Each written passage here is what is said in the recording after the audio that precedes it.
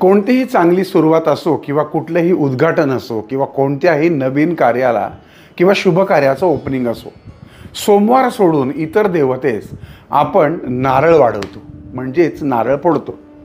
आता ह्या प्रथा परंपरेनुसार प्रत्येकजण नारळ फोडतच असतो.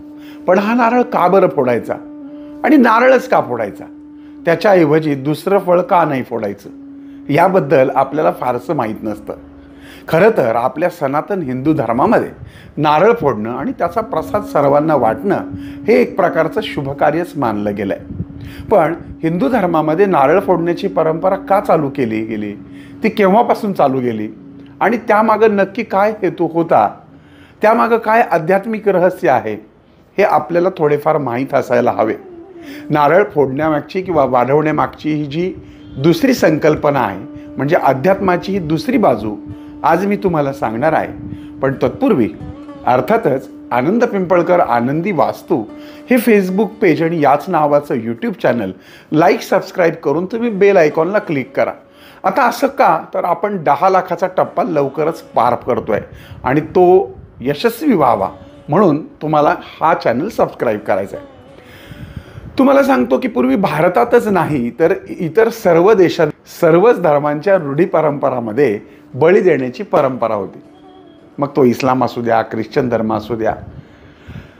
माणसाची विचारधारा सुधारली, माणूस आधुनिक होत गेला, न्यायनिष्ठ होत गेला, विज्ञाननिष्ठ होत गेला, तसं त्यांना त्यांच्या जीवनामध्ये देखील खूप सारे बदल घडवून आणले.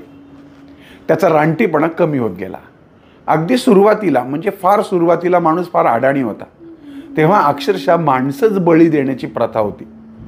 कालांतराने समाजसुधारक मंडळींनी, साधू संतांनी या गोष्टीवर आक्षेप घेतला. सांप्रतकालीन राजे आणि राज्यकर्त्यांनी या गोष्टीला पूर्णपणे पायबंद घातला. ही बलिप्रथा म्हणजे अत्यंत घाणेरडा, अमानुष आणि अडाणी प्रकार होता. त्यानंतरच्या कालावधीमध्ये अजून थोडा बदल होत गेला. नंतर देवी देवतांना किंवा ह्या सर्व धर्मियांनी कुठे बैल, म्हैस, रेडा, बकरा, कोंबडा आदीचे बळी त्या ठिकाणी द्यायला सुरुवात केली. अजूनही ही प्रथा बऱ्याच ठिकाणी गुप्त पद्धतीने चालू असते. वास्तविक याला शासनाची बंदी आहे.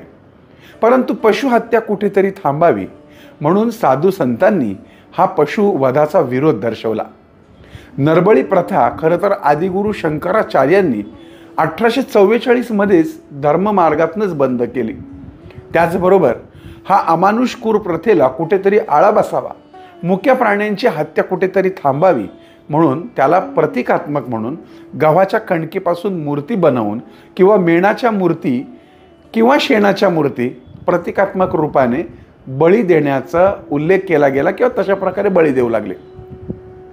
त्याचं पुढे आणखीन रूपांतर लिंबू, कोहळा, नारळ या माध्यमातून होऊन गेला. नारळाला नरमस्तक समजून देवापुढे त्याचा बळी देऊ लागले. वाईट गोष्टींना मांस, रक्त या गोष्टी हव्या असतात असा एक पूर्वापार समज आहे आणि म्हणून नारळ, खोबरं, नारळातलं पाणी हे सगळं बलीप्रमाणे मानलं जातं. म्हणून नारळाचा बळी, थोडक्यात नारळ वाढवणं हा प्रकार अस्तित्वात आला आहे. जर तुम्ही नारळ पाहिला, त्याच्यावरची पूर्ण शेंडी काढली आणि असा गोल पाहिला तर नारळ हे एखाद्या नरमुंडाप्रमाणे दिसतं. ते बाहेरून फार कडक असतं. हा कडकपणा देवापुढे फोडावा लागतो, तरच मऊ खोबरं देवाचा प्रसाद म्हणून आपण ग्रहण करू शकतो व नम्रतेने ईश्वरीय ज्ञानप्रसाद रूपाने आपण तो सर्वांना वाटू शकतो. आतलं पाणी ही गोड आणि पवित्र असतं. त्याचप्रमाणे मनुष्याने अहंकार रूपी कडकपणा सोडला पाहिजे. त्याला नारळाच्या आतल्या खोबऱ्याप्रमाणे नम्रचित्त असलं पाहिजे. आपला स्वभाव, आपली वाणी, आपलं डोकं, आपले विचार नेहमी नारळातल्या पाण्याप्रमाणे गोड, मधुर आणि पवित्र असले पाहिजे. मुखातून निघालेले शब्द हे दुसऱ्यावर आशीर्वचन असले पाहिजे. मुखातून असा शब्दबाण नको निघायला हवा की जो दुसऱ्यांना घायाळ करेल. खरं तर ही त्यातली संकल्पना आहे. जर आपण अहंकार सोडला नाही आणि देवाला आयुष्यभर हजारो नारळ फोडले तरी पण असं म्हणता येईल की कुत्र्याचं शेपूट नळीत घातलं तर ते सरळ होणार नाही. हजारो वर्ष ते तसंच काढली की परत वाकडच होणार. तर तसा हा नारळ वाढवण्यामागचा कार्यकारण भाव आहे, ज्यामध्ये आध्यात्मिक रहस्य देखील लपलेलं आहे, ज्यामध्ये तांत्रिक रहस्य देखील लपलेलं आहे. त्यामुळे इथून पुढं कोणत्याही शुभकार्याची सुरू करताना आपला बली जाऊ नये किंवा त्या वस्तूला काही इजा धोका होऊ नये म्हणून त्या वतीनं ह्या ज्या वातावरणातल्या शक्ती असतात, काही अपवित्र शक्ती असतात, काही पवित्र शक्ती असतात, त्यांना प्रसाद म्हणून नारळ वाढवला जातो, फोडला जातो. अशा पद्धतीने आपणही इथून पुढच्या प्रत्येक धार्मिक कार्यामध्ये नारळ वाढवण्याचा सहभाग करा. हा कार्यक्रम आपल्याला आवडला असेल तर निश्चितच तुम्ही याचा प्रचार प्रसार करा. मोकळ्या मनाने हा व्हिडिओ शेअर करा, ज्यामुळं आपल्या धर्मामागचं मर्म, विज्ञान आणि कार्यकारणभाव सर्वांच्या लक्षात येईल आणि आपला 10 लाखाचा टप्पा पूर्ण होईल. चला तर मग भेटूयात पुढच्या आणखीन एका नवीन भागामध्ये. तोपर्यंत तुमच्याच आनंद पिंपळकरचा तुम्हाला